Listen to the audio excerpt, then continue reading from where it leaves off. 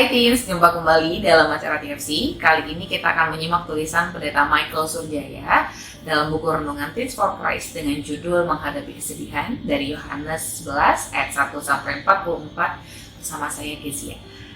Sebelum kita merenungkan firman Tuhan, mari kita bersatu dalam doa. Ya Bapa, kami bersyukur karena Engkau selalu mengenal setiap kehidupan anak-anak-Mu. Engkau mengenal setiap hari kami, bahkan setiap momen-momen hidup dalam kehidupan kami. Dan karena Tuhan, kami mau belajar dari sabda-Mu. Biarlah sabda-Mu menjadi kekuatan bagi kami, terutama ketika kami mengalami masa-masa di mana kami harus menderita dan bahkan juga sedih. Karena itu, kiranya Roh Kudus menolong kami, sehingga kami dapat memahami apa maksud Tuhan dalam hidup kami. Dalam Kristus Yesus, Sang Firman yang hidup kami memohon. Amin.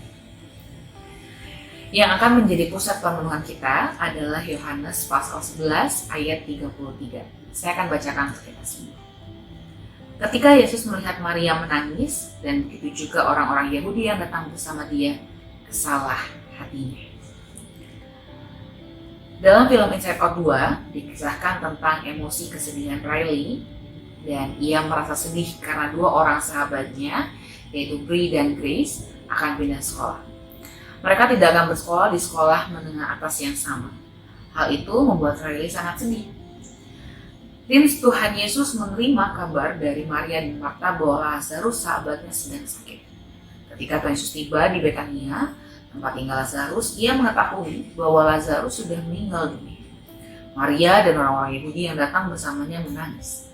Mereka menangis karena menghadapi perpisahan, yaitu kematian. Tuhan Yesus pun ikut bersedih dan merasakan kesedihan Maria. Bahkan, Yesus pun menangis di ayatnya yang ke-35. Dengan kata lain, Maria, Tuhan Yesus, dan sahabat-sahabat Lazarus lainnya menghadapi kesedihan dan menangis bersama-sama. Maka itu bersyukur Tuhan Yesus yang berkuasa mampu membangkitkan Lazarus dari kematian. Berpisah dengan orang yang kita kasihi atau sahabat tentu tidak mudah. Sahabat memiliki tempat khusus di hati dengan kisah dan saat-saat indah yang dapat dikenang bersama. Kesedihan dapat dialami saat terjadi perpisahan. Misalnya, karena kamu dan sahabat kamu harus berpindah sekolah atau tempat tinggal. Kesedihan juga dapat terjadi saat orang tuamu mungkin meninggal dunia atau bercerai.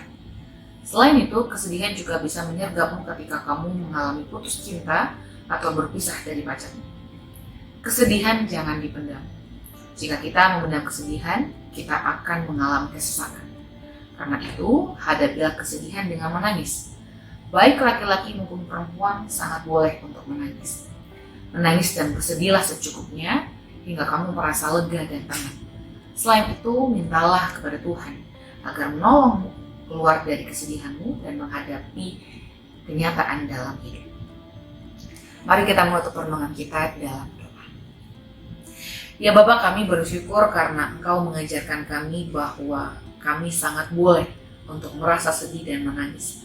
Terima kasih karena Engkau adalah Allah yang begitu dekat dan hadir di tengah kesedihan kami. Kiranya Roh Kudus menolong kami dan menguatkan kami ketika kami harus berpisah dengan orang-orang yang kami kasihi. Dan tolonglah kami supaya kami dapat terus berharap kepada Engkau. Di dalam nama Kristus Yesus kami berdoa. Amin. Demikian renungan kita hari ini. Jangan lupa subscribe, like, dan bagikan ke yang lain. Tuhan Yesus memberkati.